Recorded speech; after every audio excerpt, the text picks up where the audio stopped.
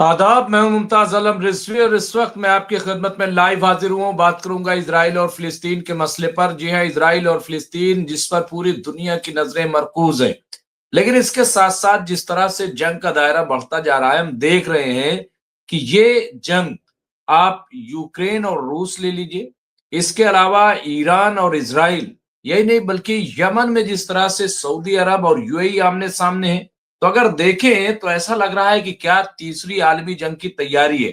जिस तरह से रूस अब तैयारी कर रहा है, Iran full fledge war mode में है, क्योंकि ईरान ने कहा है कि अगर मुझे खतरा लगेगा तो अब हम इंतजार नहीं करेंगे कोई हम पे अटैक करे फिर हम उसका जवाब दे, नहीं, हम बल्कि खुद अटैक कर देंगे, ये ईरान का कहना है।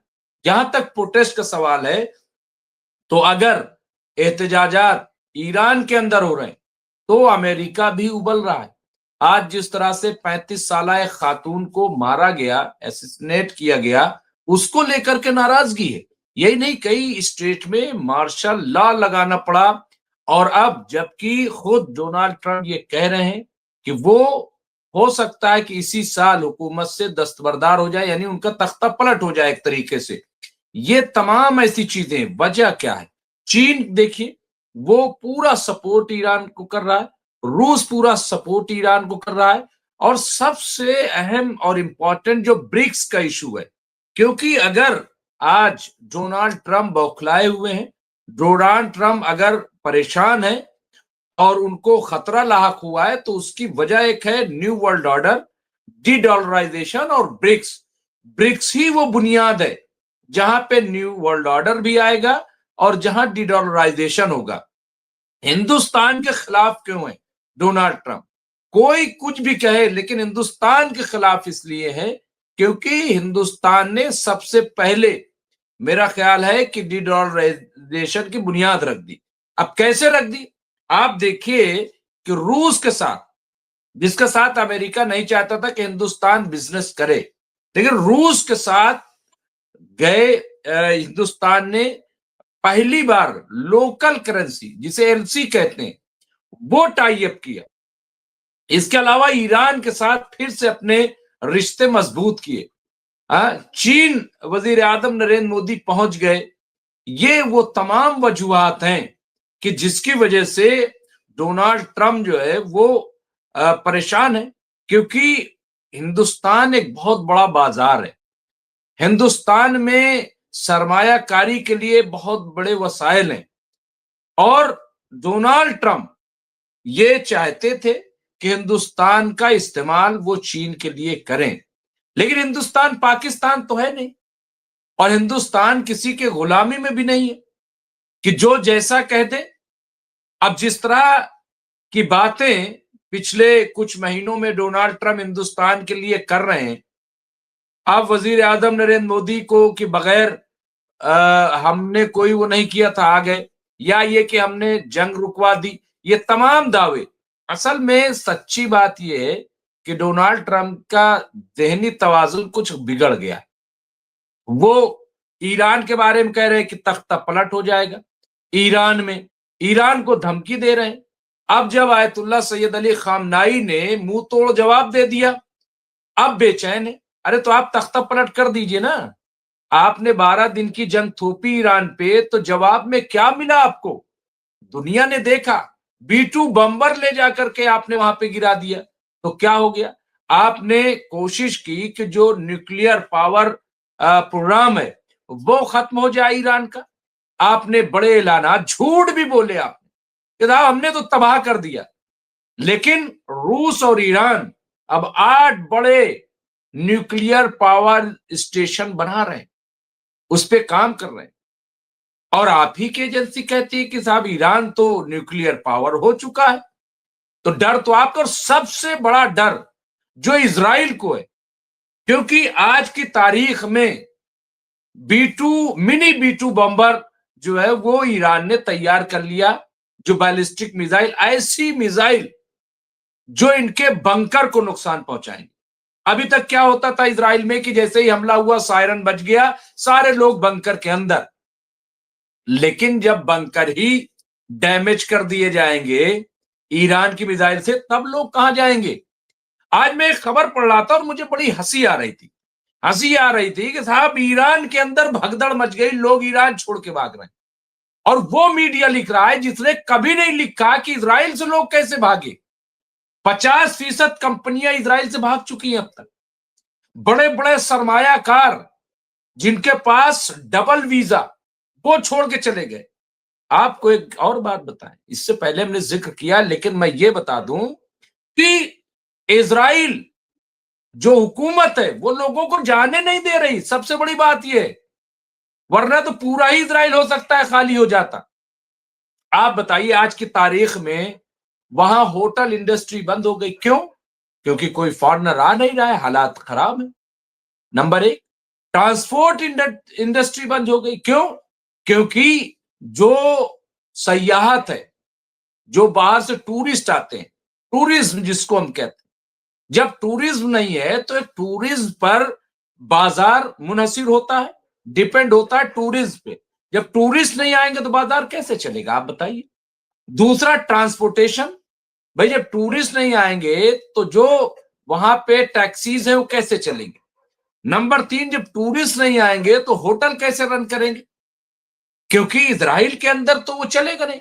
ये तमाम चीजें, इसके अलावा कंस्ट्रक्शन का काम नहीं हो रहा है वहां पे।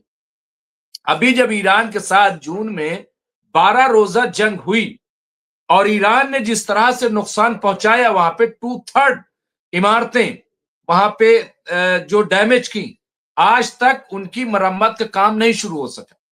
अभी नहीं शुरू हुआ है, ये मैं नहीं कह रहा हूं। ये जो रिपोर्टें आ रही, हो सकता है कि सही ना हो, तो अगर सही नहीं है तो कम से कम इजराइल को बताना चाहिए कि कितना नुकसान हुआ था और कितना अब हमने उसको तामीर कर दिया। काहे छुपा रहा है? क्यों मीडिया पे पाबंदी है? आप मीडिया पे पाबंदी इस तरह से लगाते हैं कि साहब कोई कुछ दिखा ना पाए। ईरान में तो आप कहते हैं कि साहब सारा मीडिया चला जाए और वहां प्रोटेस्ट रुकना नहीं चाहिए वरना अमेरिका धमकी देता है। इजराइल में जब प्रोटेस्ट होता है तब आप ये बात क्यों नहीं कहते? तब आपको कहना चाहिए ना। और बात 7 अक्टूबर 2023 की नहीं है, उससे पहले 8 महीने से लगातार इजराइल के अंदर भ्रष्टाचार के खिलाफ प्रोटेस्ट चल रहा। क्या ये झूठ है? क्या इसे कोई झूठ कह देगा? नहीं। लेकिन क्या उस वक्त जो अमेरिका के प्रेसिडेंट थे उन्होंने कहा, क्या वहां दबाया नहीं गया प्रोटेस्ट? तो ये तमाम ऐसी चीजें। और अमेरिका के अंदर देखिए, डेमोक्रेसी जहां पे होती है वहां प्रोटेस्ट होता है। मैं मानता हूं अमेरिका में भी डेमोक्रेसी है, हम ये नहीं कहते कि नहीं है, नहीं है। और लेकिन ये कि उनको दबाया नहीं जाता या उसे ये मान लिया जाए साहब ये तख्ता पलट के लिए, जैसे ईरान के लिए प्रोपगंडा किया जा रहा है। रजा शाह पहलवी को हर रोज कोट टाई पहनाई जाती है कि साहब अब तुम बैठने वाले हो कुर्सी पे तुम। भाई ये क्यों इतनी ईरान को लेकर के इतनी हड़बड़ाहट क्यों है? और फिर कुछ लोग कह रहे साहब वहां पर्दे की बात है। मैंने एक चैनल पे कहा, मैंने कहा कि जो लोग नहीं जानते कि ईरान में इंकलाब किस बुनियाद पे आया है, तो सबसे पहले तो वो इंकलाब इस्लामी ईरान को पढ़ें कि 79 में इमाम खुमैनी ने आखिर क्यों क्यों वहां पे वो इंकलाब लेकर के आए थे। वो बरहनगी, शराब नोशी, ये तमाम वो चीजें थी, जो लूट का बाजार गर्म था वहां पे, उसको रोकने के लिए। और वहां पे पूरा वेस्टर्न कल्चर हावी हो गया था ईरान में, मजहब नाम की चीज नहीं बची थी। तो इसके खिलाफ वहां पे इंकलाब आया था। तो आज अगर उस चीज को इंप्लीमेंट किया जा रहा है तो इसमें दुनिया को हैरान होने की जरूरत है नहीं, क्योंकि ये शारदा पहलवी का दौर तो है नहीं। अब आप वही लाना चाहते हो। लेकिन मैं आपको बता दूं, देखिए अमेरिका को कोई इंसानियत की फिक्र नहीं है, वहां हुकूक इंसानी लाना चाहते हैं। अगर हुकूक इंसानी की इतनी फिक्र है तो सबसे पहले तो गाजा में करना चाहिए, जहां पे 70-80 हजार लोग मारे जा चुके। ऑन रिकॉर्ड अब आ रहा है, क्योंकि अभी खबर आई है कि 9-9.5 हजार लोग मलबे में अब भी दबे हैं। इसका मतलब ऑन रिकॉर्ड 80 हजार लोग पहुंच गए, जहां 2 लाख लोग जो है जख्मी है, जिनका इलाज नहीं हो पा रहा।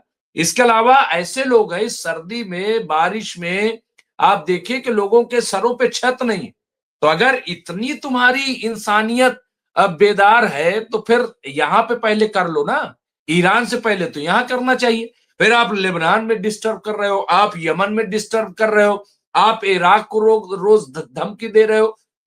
आपका तो हर जगह एजेंडा, आप तो पूरे मिडिल ईस्ट पे कब्जा करना चाहते। ये वो तमाम बातें जिसपे आज मैं चर्चा करूंगा।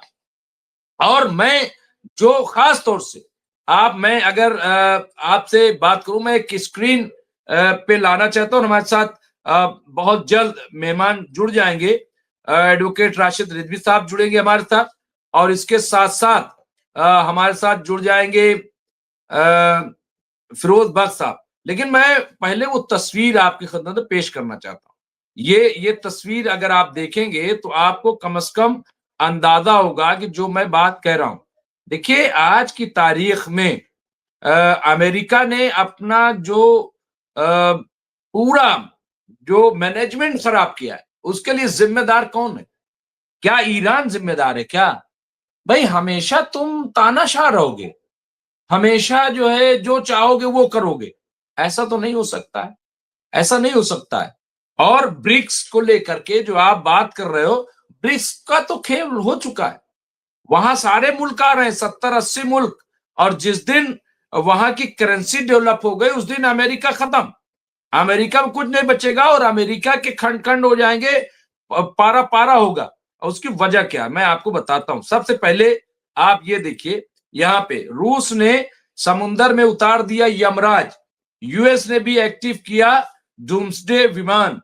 क्या ये तीसरे आलमी जंग की आहट है? ये सवाल उठा क्यों? सबसे पहले मैं इस पे चर्चा करना चाहता हूं, क्योंकि ये खबरें जो आ रही देखिए, और मैं इंडियन जो न्यूज है वो दिखा रहा हूं। आज आलमी जो शहर है वो खुल नहीं रहा है, लेकिन मैं यहां पे बता रहा हूं, रूस अमेरिका के बीच परमाणु युद्ध छिड़ने का खतरा काफी बढ़ चुका है। आप समझ रहे हैं? यानी अमेरिका की मनमानी नहीं चलेगी। आप ईरान को कह रहे हो साहब न्यूक्लियर खतरा, न्यूक्लियर खतरा, और ये क्या है? रूस के पास जो है ये खतरा नहीं है क्या? ईरान से तो सबको खतरा हो गया, तब ईरान को घेर लीजिए। और ये क्या है? और नॉर्थ कोरिया क्या है? नॉर्थ कोरिया तो हर वक्त तैयार है, उसने तो ईरान के लिए कह दिया था कि साहब आपको न्यूक्लियर वेपन बनाने की जरूरत क्या है, मैं तो हूं, जब कहोगे भेज दूंगा। ये चीज। और देखिए यहाँ पे 2026 में ये दो महाशक्तियां अपने परमाणु अस्त्र और शस्त्र लेकर एक दूसरे के सामने आ गई हैं। इससे पहले दोनों सुपर पावर देशों के बीच परमाणु डायलॉग बाजी जबरदस्त हो रही है। इस डायलॉग बाजी से दुनिया में महाविनाश की आड़ सुनाई दे रही है।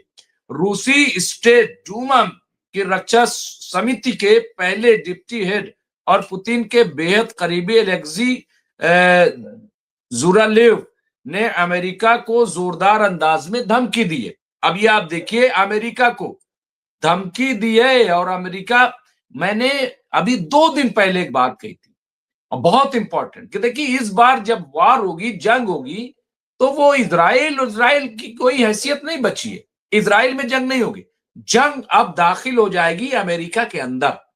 ये मैंने कह दिया था, और उसकी तस्वीरें अब बहुत वादे तौर पर सामने आने लगी। देखिए, उन्होंने कहा कि अमेरिका पर टारपीडो से हमला कर दो, अमेरिका पर परमाणु बम गिरा दो, या फिर अटलांटिक में अमेरिका की कुछ नावों को हमला करके डुबो दो। अमेरिका ने भी करारा जवाब दिया है। अमेरिकी विदेश मंत्री मार्को रूबियो ने कहा कि पूरा पश्चिमी गोलार्ध अमेरिका का इलाका है। वेनेजुला को विरोधी देशों का ऑपरेटिंग हब नहीं बनने देंगे। वेनेजुला के तेल पर दुश्मनों का कब्जा नहीं होने देंगे। अब ये, भाई आप कह रहे हो कि तेल पे कब्जा नहीं होने देंगे, आप क्यों हर जगह कब्जा करना चाहते हो? हर चीज को अपने कब्जे में। ग्रीनलैंड क्या है?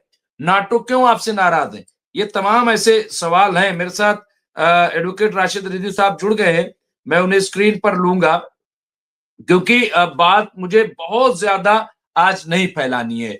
मैं चूंकि देर भी हो गई काफी, लेकिन ये देखिए, मैं 500 टैरिफ, वो तलवार, वो खबर भी मैं ले लूं, और उसके फौरन बाद मैं राशिद रिजवी साहब को स्क्रीन पर इनवाइट कर लूंगा, क्योंकि ये भी बहुत इंपॉर्टेंट है। मैं समझता हूं कि इसे आपके सामने पेश कर देना चाहिए। ये 500 हिंदुस्तान को भी धमकी, हिंदुस्तान को भी धमकी। जब देखिए साहब, हिंदुस्तान डोनाल्ड ट्रंप को कम से कम ये समझना चाहिए कि हिंदुस्तान कोई ये वेनेजुला नहीं है और हिंदुस्तान कोई हलवा नहीं है।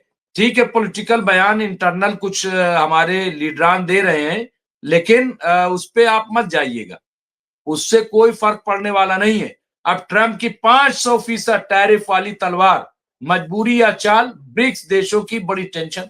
अब देखिए 500 टैरिफ लगा के, अरे भाई दुनिया तुम्हारे ऊपर नहीं टिकी हुई है, तुम्हारे भरोसे नहीं है कुछ भी तुम्हारे पास। ये अगर आप समझ रहे हो कि आप ही दुनिया चला रहे हो, इस गलत फहमी को मैं तो कहूंगा कि डोनाल्ड ट्रंप जितना जल्दी हो सके इस गलत फहमी को दूर कर ले।